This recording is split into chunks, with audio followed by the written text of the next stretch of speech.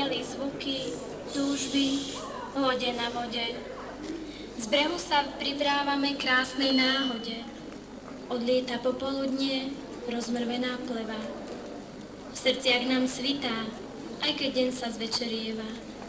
Zostupujeme k bleskom vln, schod po schode a do dlane ti šepkám, že tvoj život je zázračnou veľriekou, kde ja som kusom dreva. Splavíš ma v pamäti, tam rozsýpa sa čas, nevľúdny voči mne a teba vítajúci. Všetko sa pominie, čo v smrteľnom je srdci, ale prúd rieky ďalej vynára sa z nás, voda nezabúda. Času na kostách spadne len láska, vždy v nej zavíjajúci vlci.